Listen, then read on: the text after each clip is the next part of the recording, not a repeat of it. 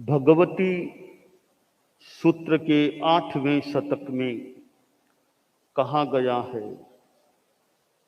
कति विहे णम भन्ते नाणे पन्नत्ते गोयमा पंच विहे नाणे पन्नत्ते तंजहा निबो ही नाणे सुय नाणे ओहि नाणे मण पज्जव नाणे केवल नाणे। आत्मा में अवबोध होता है, बोध होता है। सिद्ध हो या संसारी, कोई भी आत्मा ऐसी नहीं हो सकती जो पूर्णतया बोध शून्य हो। किसी न किसी रूप में बोध चेतना हर आत्मा में रहती है। जो सिद्ध जीव हैं वे तो निरंजन निराकार ज्योतिर्मय केवल ज्ञानमय संपूर्ण ज्ञान संपन्न होते हैं। वो तो ज्ञान की पराकाष्ठा को प्राप्त हो चुके होते हैं। तो वे ज्ञानी हैं ही, संसारी जीव हैं। छोटे से छोटा प्राणी, स्थावर जीव, पृथ्वीकाय अपकाय आदि हैं, वे भी कुछ न कुछ अवबोध चेतना उनमें भी उद्घाटित होती है। तात्विक भाषा में मति अज्ञान श्रुत अज्ञान हो,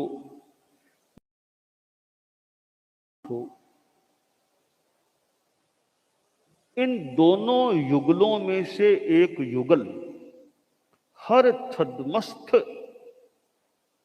आत्मा में होता है।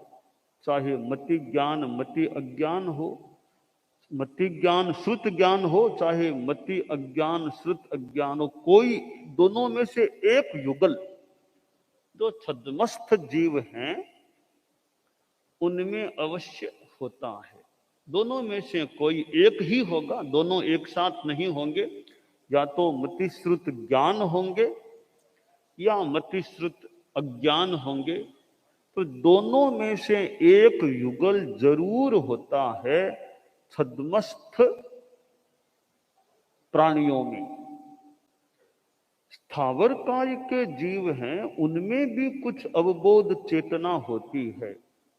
अगर वो न हो, हम कल्पना कर लें, अगर वह भी न हो तो जीवो अजीवत्तणम लभिज्जा, जो भी जीव अजीव हो जाए, थोड़ी भी अवबोध चेतना न रहे तो जीव अजीव हो जाए, ऐसा होता नहीं है।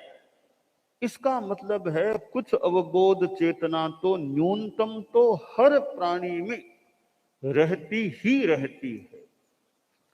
और जीव का जो लक्षण है, उपयोग लक्षणों जीव है, जिसमें उपयोग है, उपयोग यानी चेतना व्यापार है, चेतना का व्यापार है, वो उपयोग जिसमें होता है वह जीव होता है। तो 25 बोल को याद रखने वाले स्मरण कर सकते हैं कि 9वां बोल उपयोग 12 है। 5 ज्ञान, 3 अज्ञान और 4 दर्शन। यह उपयोग चेतना इन 12 में से भले थोड़े ही हों, कुछ न कुछ तो जरूर हर आत्मा में होते ही होते हैं, वरना उपयोग लक्षणों जीव कहना भी फिर तो निरर्थक हो जाए। तो 12 उपयोग में से कुछ तो हर आत्मा में रहते ही हैं। यहां भगवती सूत्र में ज्ञान के बारे में प्रश्न किया गया है कि भंते ज्ञान कितने प्रकार का प्रज्ञप्त है। गौतम के नाम उत्तर कि ज्ञान 5 प्रकार का प्रज्ञप्त है। ज्ञान के 5 प्रकार हैं। आभिनिबोधिक ज्ञान, श्रुत ज्ञान, अवधि ज्ञान, मनः पर्यव ज्ञान, केवल ज्ञान। 3 अज्ञान भी आगे बताए गए हैं। मति अज्ञान, श्रुत अज्ञान, विभंग ज्ञान। 4 दर्शन भी होते हैं, चक्षु दर्शन, अचक्षु दर्शन, अवधि दर्शन, केवल दर्शन। तो यह सारी अवबोध की चर्चा है। और जो 3 अज्ञान हैं, वे 3 अज्ञान भी सायोपसमिक भावजन्य हैं। अज्ञान 2 प्रकार का होता है। एक ज्ञानस्य अभावः अज्ञानम, ज्ञान का अभाव वह अज्ञान। एक मिथ्या दृष्टि है बोध है अज्ञानम, मिथ्या दृष्टि का बोध वह अज्ञान है। तो उपासक श्रेणी के भी बैठे हैं। एक तत्व ज्ञान की बात है, थोड़ी सी गहरी भी है। और लोग भी हैं कि अज्ञान 2 प्रकार का होता है। एक अभाव रूप अज्ञान, दूसरा मिथ्या दृष्टि का बोध है वो अज्ञान। तो जो अभाव रूप अज्ञान, ज्ञान का अभाव है, आदमी जानता नहीं, समझता नहीं, ज्ञान का अभाव है, वह ज्ञानावरणीय कर्म के उदय से होने वाला होता है। ज्ञान शून्यता, ज्ञान अभाव ज्ञानावरणीय कर्म के उदय से होने वाला होता है। दूसरा अज्ञान जो मिथ्या दृष्टि का बोध है, वो भी अज्ञान कहलाता है। पर मिथ्या दृष्टि का जो बोध चेतना रूप अज्ञान है, वह ज्ञानावरणीय कर्म नहीं है, वह ज्ञानावरणीय कर्म के क्षयोपशम से निष्पन्न होने वाला होता है। तो एक अज्ञान शब्द है, उसके 2 रूप बन जाते हैं, 2 रूप होते हैं। ज्ञानावरणीय कर्म के उदय से होने वाला अज्ञान और ज्ञानावरणीय कर्म के क्षयोपशम से होने वाला अज्ञान। इसलिए मिथ्या दृष्टि के पास भी बोध होता है, और उसके बोध को जो अज्ञान कहा गया है, वह ज्ञानाभाव रूप, अभाव रूप अज्ञान नहीं है। वह मिथ्यात्व के सहयुक्त, संयुक्त होने के कारण वह जो अज्ञान है, वह क्षयोपशम, ज्ञानावरणीय कर्म के क्षयोपशम से होने वाला अज्ञान होता है। यह तत्वज्ञान की बात है। क्योंकि आचार्य भिक्षु के हम साहित्य को पढ़ते हैं, देखते हैं, कितनी तत्वज्ञान की बातें स्वामी जी के ग्रंथों में हमें प्राप्त होती है।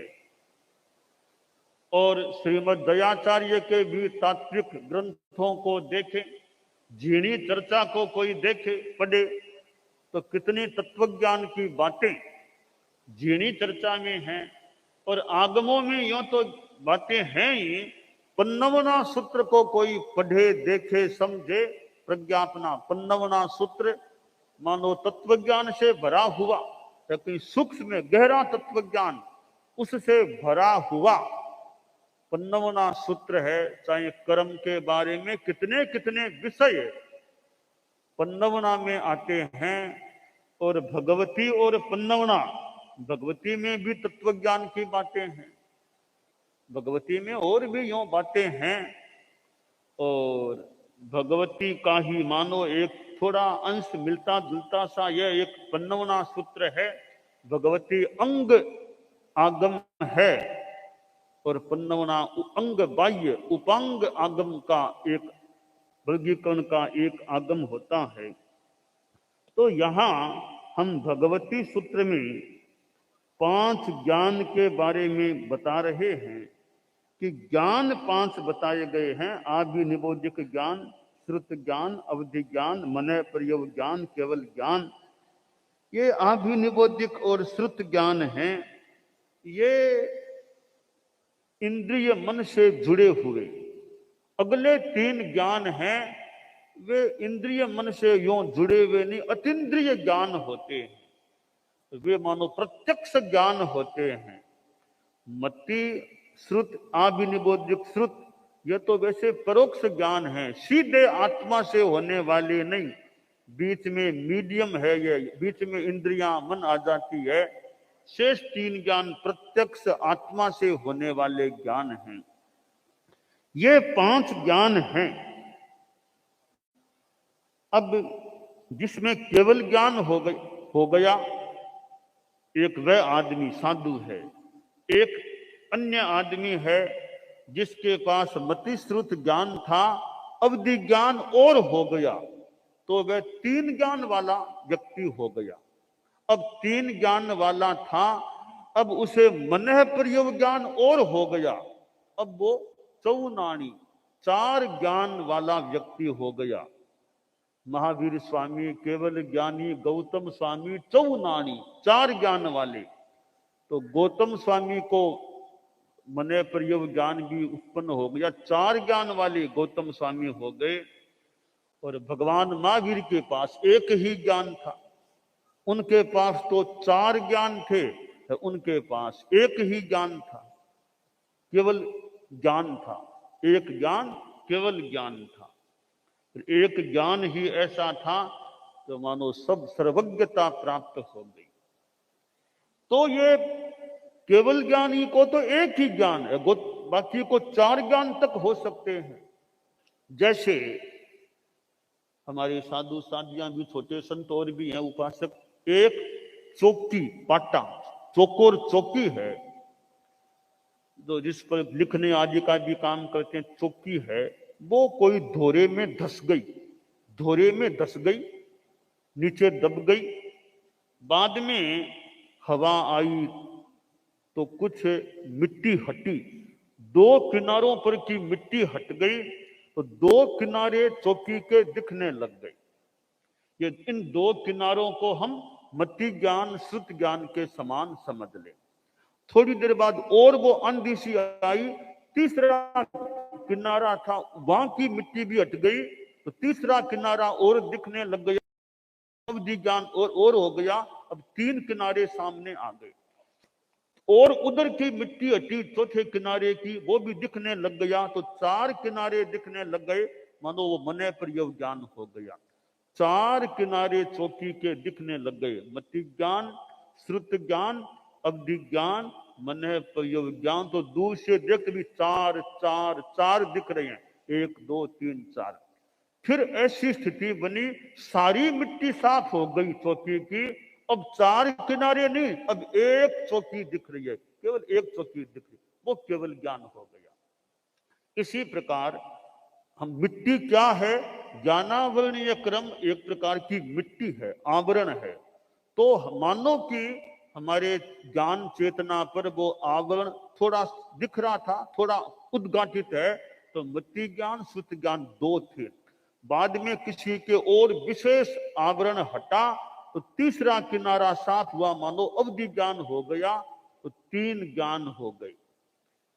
और फिर और किसी साधु को विशेष चौथा ज्ञान हुआ, मन प्रयोग ज्ञान, चौथा किनारा और साफ हो गया, वो ज्ञानावरण की मिट्टी मानो और हट गई, अब 4 किनारे हो गए हैं।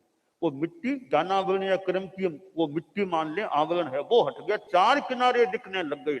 साधना करते ऐसी स्थिति बनी, पूरा ज्ञानावरणीय क्रम, सारी मिट्टी हट गई, अब केवल एक चेतना, केवल ज्ञान। अब 4 ज्ञान नहीं रहे, अब केवल एक ज्ञान हो गया, केवल ज्ञान हो गया। तो एक चौकी और मिट्टी के उदाहरण से हम 5 ज्ञानों को, क्षयोपम को और क्षायिक भाव को समझ सकते हैं। जब तक दो किनारे दिख रहे थे, ज्ञानावरणीय क्रम का क्षयोपम था। तीन किनारे दिख रहे थे, तब भी ज्ञानावरणीय क्रम का क्षयोपम भाव था, और ज्यादा वह हो गया था। चौथा किनारा दिखने लग गया चौकी का, मन प्रयोग ज्ञान हो गया, तो ज्ञानावरण का और क्षयोपम हो गया। तो सारा नहीं हटा, क्षयोपम ज्यादा हो गया, सारा आवरण हटा नहीं।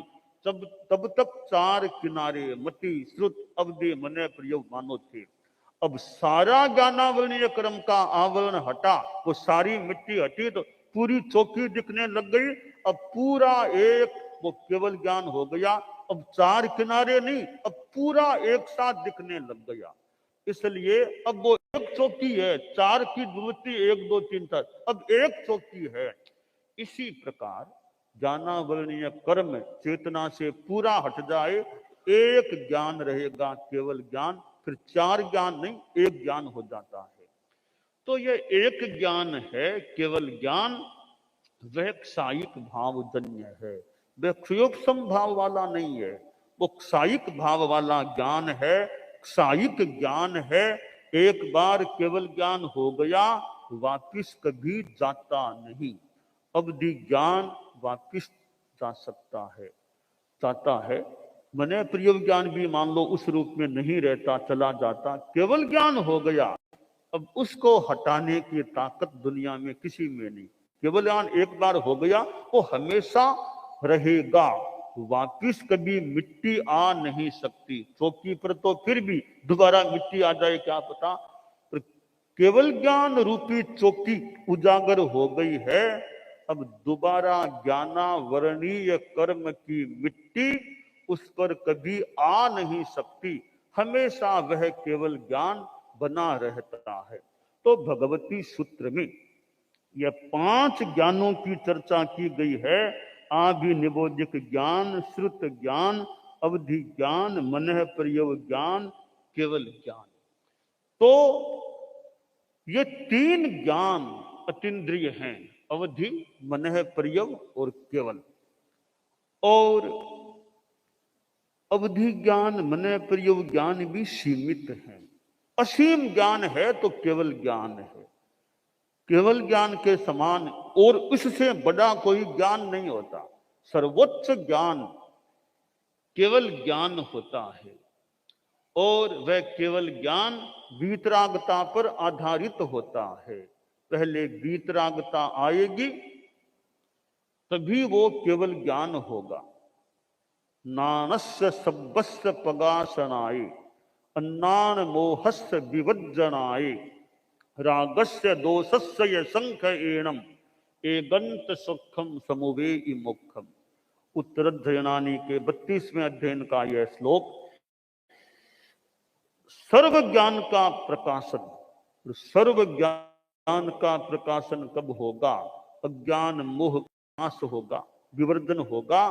रागस्य दोषस्य संख एनम, राग द्वेष का क्षय होगा, तो सर्व ज्ञान का प्रकाशन हो सकेगा।